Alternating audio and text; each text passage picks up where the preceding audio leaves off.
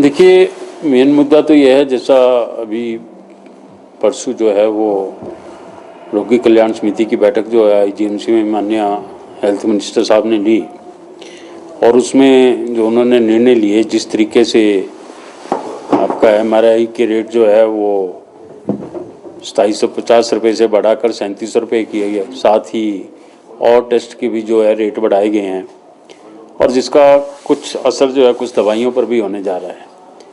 ये बहुत दुर्भाग्यपूर्ण है कि एक तरफ जो उन्होंने 10 गारंटियाँ देकर सरकार बनाई थी, कहाँ तो उनको उस विषय में काम कर प्रदेशवासियों को जो है वो राहत देनी चाहिए थी, मगर उसके विपरीत वो लोग जो हैं वो ऐसे ऐसे इम्पोर्टेंट टेस्ट के रेट बढ़ाकर, और रेट भी जो है बहुत बड़े अंतर के साथ बढ़ाकर जो है वो जनता को जो है परेशान कर रहे हैं।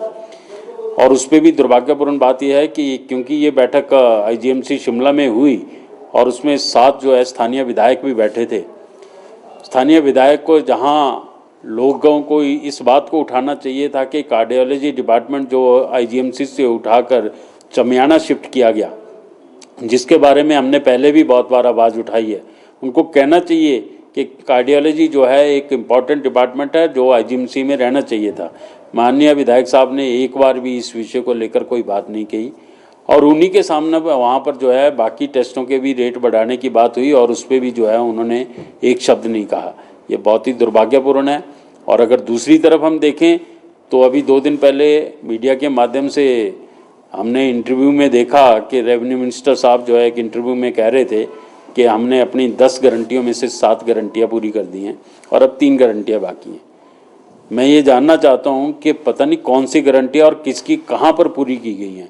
एक तरफ आप कह रहे हैं कि आरडीजी बंद होने की वजह से जो है हम जो है लोगों की सेवा नहीं कर पाएंगे, और दूसरी तरफ आप कह रहे हैं कि हम जो है 3 गारंटियाँ भी जो है वो पूरी कर देंगे।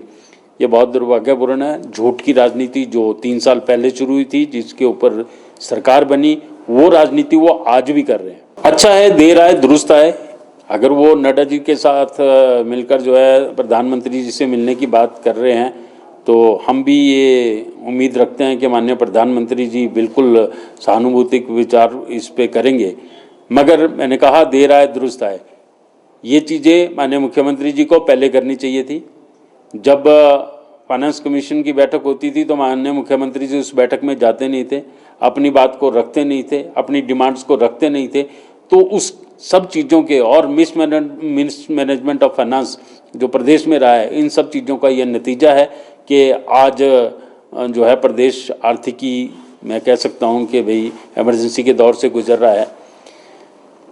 हम लोगों को बहुत से चैनल्स के माध्यम से या बड़े वरिष्ठ नेताओं के माध्यम से या फाइनेंस कमीशन के माध्यम से भी ये जानकारी मिली कि आरडीजी अल्टीमेटली बंद होगा। इस बात की जानकारी जो है प्रदेश सरकार को पहले दी गई थी, मगर प्रदेश सरकार ने इस और ध्यान नहीं दिया और कोई भी मैनेजमेंट जो है उन्होंने इस तरीके का नहीं किया। आज उसके सारे खमियाजे हैं ये कि आज हमको भुगतना पड़ रहा है, और भुगतना जनता को पड़ रहा है, हिमाचल प्रदेश की जनता को भुगतना पड़ रहा है। ये सरासर जो है सरकार का फेलियर है। Bureau report, channel 9 Shimla.